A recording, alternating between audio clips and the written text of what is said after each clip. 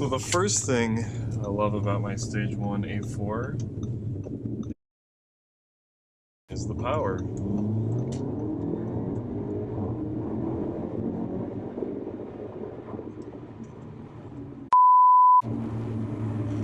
There's a cop right there. Turn in the right lane and act slow. Go slow. Oops. That is one thing you do have to be careful about this car is it's deceptively quick. It's so quiet, insulated, but the speed rises faster than you'd expect. So I have the integrated engineering Stage 1 93 octane tune with the Stage 1 transmission tune. And they claim 314 horsepower and 396 foot-pounds of torque. I do have the integrated engineering intake, which they said does add 10 to 20 horsepower on tuned engines. When I installed it, it did feel like it added a little bit of performance, definitely some throttle response, and I definitely feel like it ran healthier. Now with this new tune, what is the 0 to 60? Now I have the Racebox timer, same one CarWow uses, and I've gotten 0 to 60 in 4.30 seconds without rollout. So a lot of these numbers that you see in magazines or whatever include rollout. 4.30 does not include rollout. I think if I did use rollout, it'd probably be about 4.1 seconds. Speaking of power, let's do a launch control. Now I drove all the way to Mexico for this, so that at least deserves a like. So for launch control, you want to turn traction control off, put your left foot on the brake, floor the accelerator, and then you go.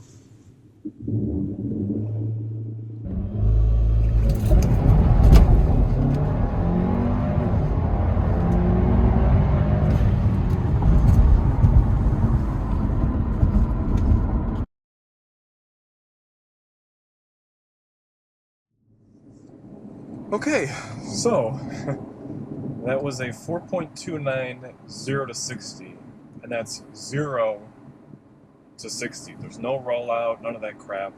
Flat 0 to 60. Very impressive, considering there was a bunch of spinning. I think I was too close to the side of the road, so it was spinning a bunch of dust and small rocks and stuff like that. I should have been more in the middle. But to get that time with that amount of spin is quite impressive. Now for reference, what other cars hit 0 to 60 in 4.3 seconds? And I know the new S3 does 0 to 60 in also 4.3 seconds. A stock S4 or S5 should do about 4.4, 4.3 in that range, so it's a tiny bit quicker 0 to 60 than probably a stock S4 or S5. Looks like I have a 340 behind me, so good chance to talk about a 340. Just the F-Series 340, not the M340. But the M340i, I've seen 0 to 60 is about 4.0. I've seen the M240s like 3.8. So, I mean, it's definitely quicker, but not by a ton. 0 to 60, I mean, on the highway it would absolutely destroy this car. But 0 to 60, it's not that far off. So I guess while we're sitting here in traffic, I can tell you the number 2 thing I love about this car, that's the interior. Audi really did a nice job with this interior. It's 2018, so it's not, we're already in 2024, so it's not, it doesn't feel like to me it still feels like a newer car, but as the years go by, it's not. And it hasn't really been dated. I mean, this screen is a little small. I don't mind the size of it. I think it's fine. But the newer ones do have a larger screen, which is also a touchscreen. Um, I still have the dial knob where you can like write on it, almost like a laptop pad. I think it's fine. Then there's no fingerprints on that screen, which is probably what Audi was going for in the first place. But since everyone's moved to touchscreens, they probably felt like they had to, not to say follow everyone else. And it probably saves them money because they don't need to have another module down here to turn the wheel and all those buttons and stuff. So I have the Black Optics Plus package on this car, which gives you the flat bottom steering wheel, red stitching, sports seats, piano black trim, black headliner for the interior, and then black stitching on the door handles. Also in this car we have the 19-speaker Bang & Olufsen 3D surround sound, which I think is a great sound system. A lot of bass. As with any car, like if a song has a ton of bass on it and you just like crank the volume, there's a panel in the back that rattles. I think it's, around the trunk area, but 99% of the time it doesn't bother me.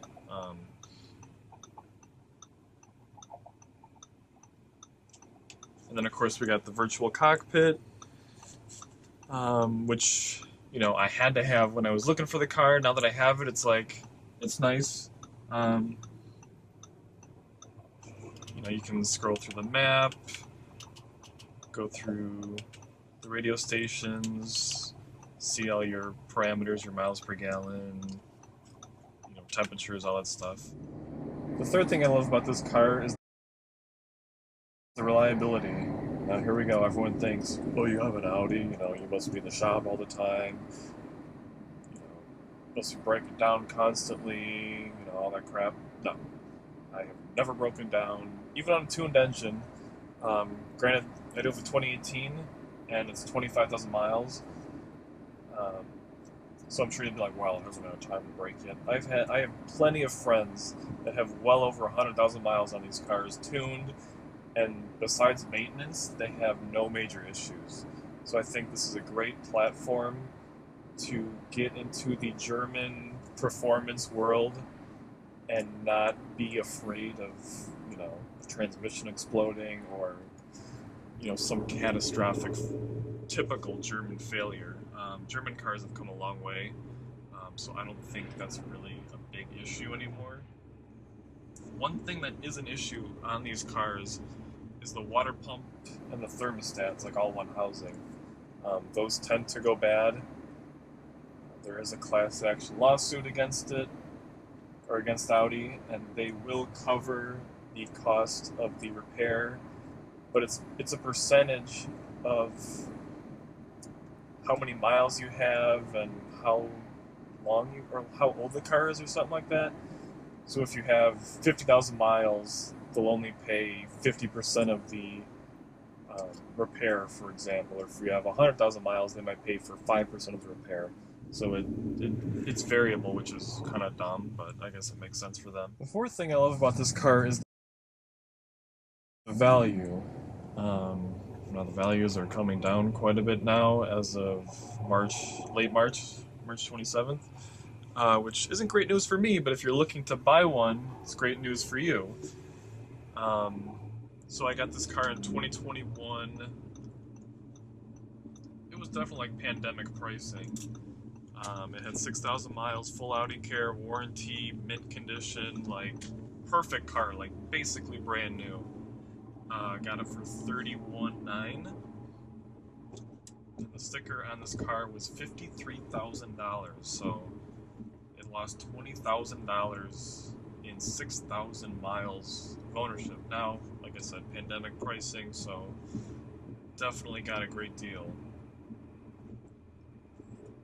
But now in 2024, prices definitely are coming down a lot for the B9, A4, and S4. You can get a clean A4 right now, probably for, there's another cop, probably for mid-20s, I would say, maybe low 20s for like a really clean one. So for mid-20s, you get so many tech features and the potential, if you tune, to get 4.3 second 0 to 60 times, which for mid-20s is like, I don't know of another car that could get you that kind of performance for that amount of money. So the fifth and final thing I love about this car is the aftermarket support. So the B9 Audis span the A4, the A5, then you got the S4, the S5, and the RS5. And a lot of parts are shared between the A cars and the S cars. So grills, spoilers, lips, suspension, all that stuff is pretty much, you can use it on the A4 or the S4, and also the A5 or the S5. But yeah, there's many things that you can do to this car. Suspension, you know, a lot to the engine. You can go stage 2, downpipes. I just have the stage 1 ECU and TCU tune and the intake, and that's all I have for performance mods. So hopefully you like this video on the 5 things I love about this car: the value, aftermarket support, reliability, the interior, and the power. Definitely a great car, highly recommend it. Love driving it. If you have any questions, comments, whatever, put them in the comment section. Like the video, subscribe, because I am planning to make a lot more videos with this car and other cars. So yeah, thanks for watching.